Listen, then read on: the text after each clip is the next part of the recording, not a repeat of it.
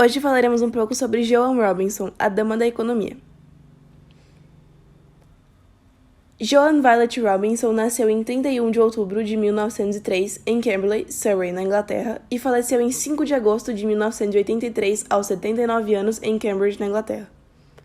Ela nasceu em uma família de classe média que seguia fortemente seus princípios éticos.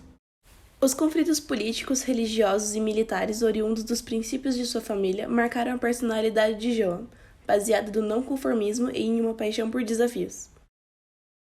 Ela estudou economia no Girton College da Universidade de Cambridge de 1921 a 1925 e logo depois de sua graduação casou-se com Edward Alston Gossage Robinson, também estudante da universidade. De 1926 a 1929, os Robinson moraram na Índia, onde Edward assumiu o cargo de tutor do Marajá do estado de Gwalior. Durante a sua estadia naquele país, Joan Robinson participou de um grupo que discutia a transferência de recursos entre os estados semi-independentes do Principado Indiano. Seu estudo, intitulado The British Crown in the Indian States, foi levado a Londres por representantes indianos para ser apresentado em uma reunião que trataria do assunto. Joan acompanhou o caso como a única economista treinada e ativamente envolvida com a apresentação do relatório.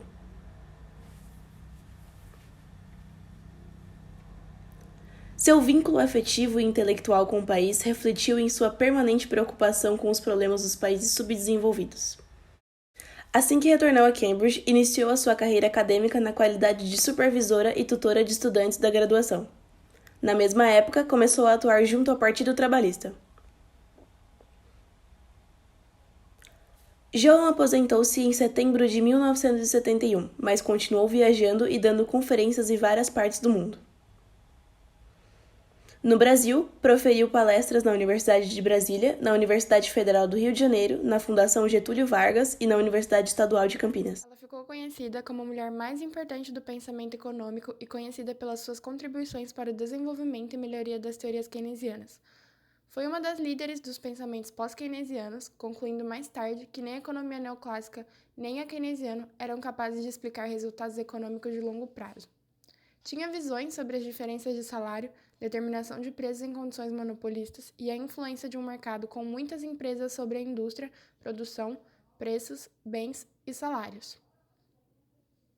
Tinha pesquisas e trabalhos para explicar a diferença de salários entre homens e mulheres que realizavam o mesmo trabalho, problema de desemprego, processo de acumulação e agregação de capital e pobreza, injustiça e opressão em países subdesenvolvidos e em desenvolvimento.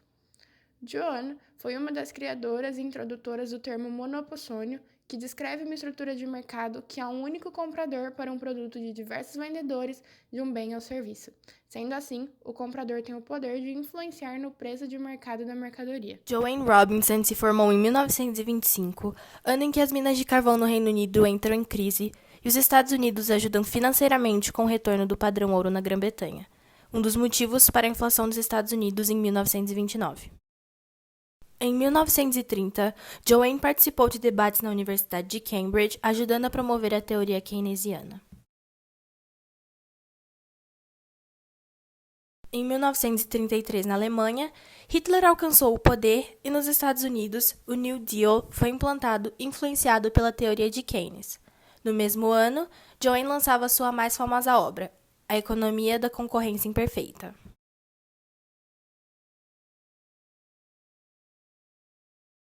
Em 1940, com a Segunda Guerra Mundial já em andamento e Roosevelt sendo reeleito, Robinson começou a introduzir aspectos da teoria marxista, deixando de segundo plano o modelo keynesiano.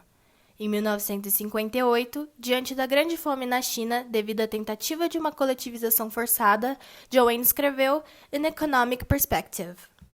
Joan atuou na escola econômica pós-keynesiana, que rompe com várias das ideias iniciais de John Maynard Keynes, que foi seu professor enquanto aluna de Cambridge. Nessa escola, estuda-se a macroeconomia e a importância da demanda efetiva no desempenho econômico. Entre suas muitas obras, destaca-se A Economia da Concorrência Imperfeita, de 1933. Foi sua primeira obra marcante pré-keynesiana. Sua ideia para a obra teria sido a de abandonar o paradigma da concorrência perfeita e adotar o contrário, o da concorrência imperfeita. Ela tenta combater a lógica interna da teoria do equilíbrio estático, A concorrência perfeita significava que nenhum consumidor ou empresa tem poder suficiente para influenciar o preço de mercado. E a concorrência imperfeita significava que pelo menos uma empresa ou consumidor tinha o poder de influência do preço de mercado. A obra se forma em torno de uma nova alternativa para a teoria da concorrência perfeita. No âmbito de uma análise do equilíbrio parcial, também apresenta ideias e conceitos importantes sobre a questão do desemprego, tópico essencial para o keynesianismo.